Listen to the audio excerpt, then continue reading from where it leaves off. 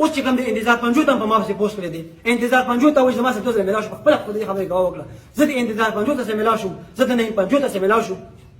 ما وویل چې بھائی ما د خان سره ملاو کړه زه د خان سره صحیح وکړم یار پلیز زه خو ته دا مبارکي خو ما ته ووایي که نه د دې سیټونو نن ملاوېږي په دې کې ما ته وویل چې مې ستا په زړه په د خان سره ملاقات دي ملګرو وایي مبارکزی پاکستان تحریک انصاف پارټي پرېښوده او بلې پارټۍ ته لاړو او دا هم ویل کېږي چې 20 کروڑ روپۍ هغه ته میلاو شي او کوم د ریحان جیب وینه چې ده هغه یې خرڅه کړه په دې خبره کې حقیقت څونه دی په سر کې تاسو د ریحان جیب کم ورور چې دی مبارک زیب د هغې ویډیو تاسو وکته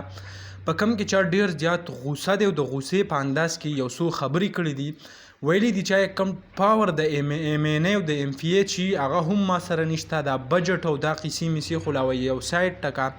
ځکه وایي ما سره چې کوم دی هغه دا واده شو چې ته دا یو سیټ پرېږده او دا یو چې کوم دی هغه ته واخله نو ما هغه شان وکړه خو اوس ما ته هغسې څه کارونه هېڅ هم نه میلاویږي چې په هغه ذریعه سره زه د قوم خپل باجوړ عوام چې کوم دي د هغو خدمت وکړم نه وایي ما سره داسې څه پاور شته چې په هغه ذریعه باندې زه د خلکو کوم مسایل چې دي هغه وایي حل کړم بل طرف ته چې کوم دی په ګلظفر باندې هم څه نیوکې وکړې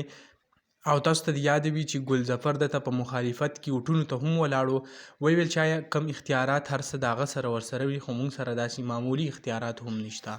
بله کم د خلک چې خبره کوي چې د پارټۍ له لاړو په دې کې څه حقیقت نشته حالانکې د امیر مقام سره یو ملاقات کړی دی یو میاشت دوه مخکې هغه اوس تصویر چلیږي او په سوشل میډیا چې کوم دی یو بحث هغه پې شروع دی نو دغه کم لنډ شان ویډیو و دغه معلومات ما غوښته تاسو سره شریک کم انشاءالله بل ویډیو کې میلاویږو الله حافظ